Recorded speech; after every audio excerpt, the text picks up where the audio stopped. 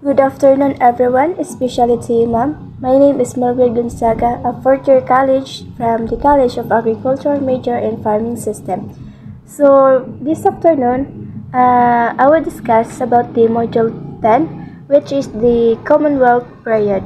So, the objectives of this module is that at the end of the module, the students should be able to answer the following question.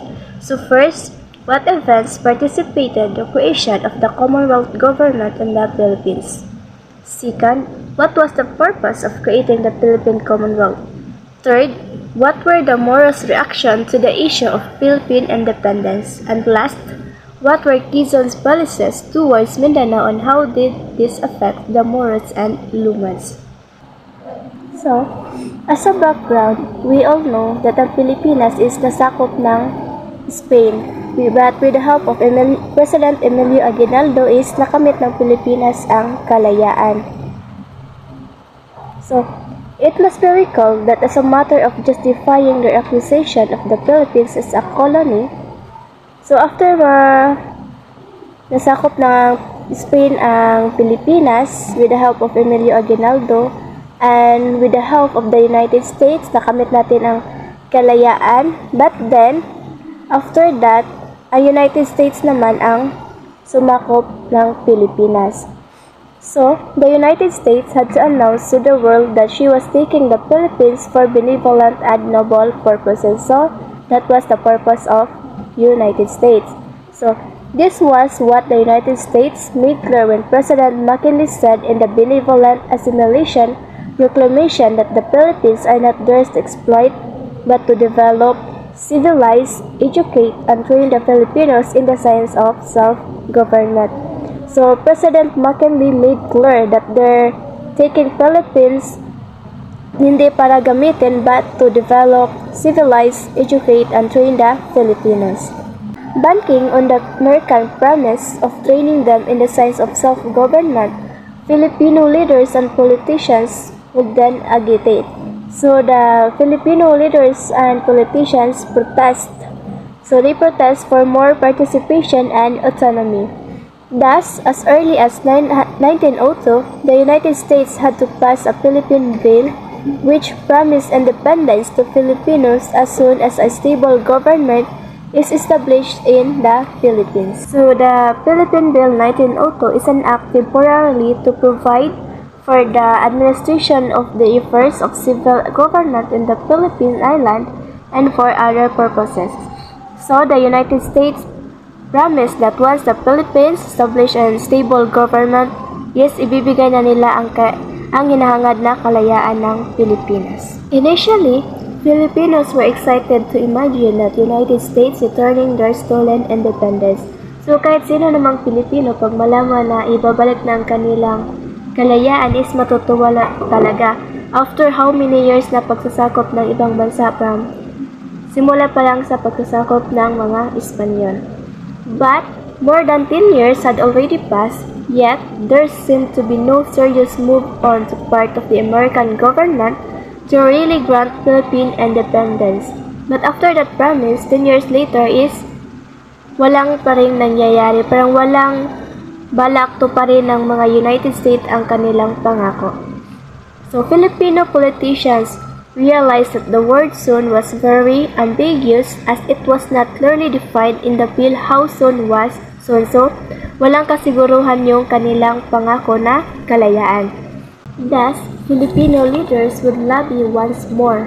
So, the Filipino leaders seek interest on an issue to pressure the American government to stand by her promise of independence.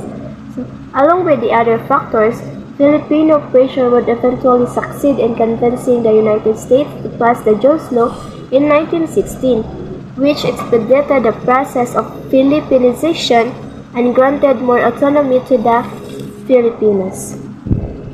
So, the Jones Law granted Filipinos the right to elect their own representatives to the Philippines Legislative and establish Philippine Supreme Court. So it consists of Senate with 24 senators and a House representative with 90 members. But in general, however, the Jones Law simply reiterated what the Philippine Bill of 1902 promised. So hindi pa rin nakamit ng Pilipinas ang kalayaan na hinahangad dahil ibibigay lamang nila ito once Philippines establish an stable government.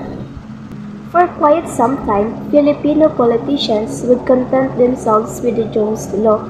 So naging kontento na yung mga Filipino politicians sa Jones Law na mag-elect ng mga representative and magkaroon ng mga senator. Yet again, they suspected that the Americans were not serious in their promise of independence after seeing another decade with no tangible actions. So, after na sinunod yung Jones Law, still, wala pa rin ginagawa yung mga Americans para matupad yung independence ng Pilipinas. Thus, 2 successive independence missions were sent to the United States, one led by Sergio Esmeña and Manuel Rojas in 1931.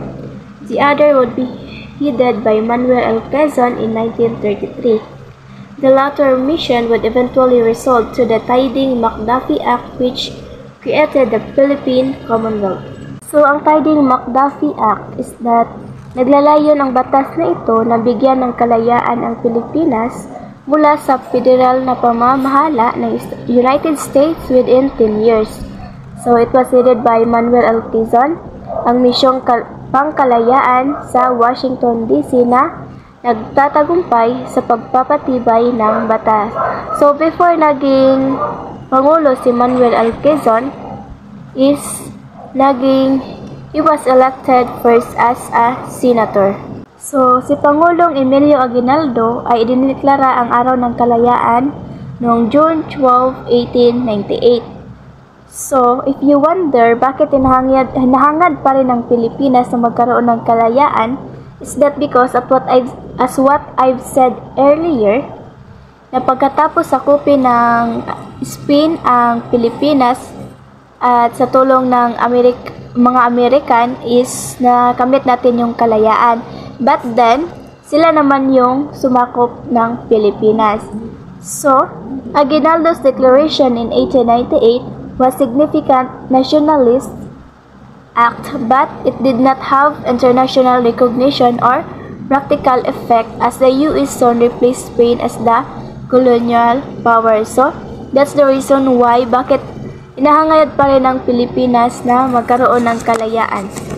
So, it took nearly 50 years of struggle, both peaceful and armed, before the Philippines achieved recognized and actual independence. That's all. Thank you.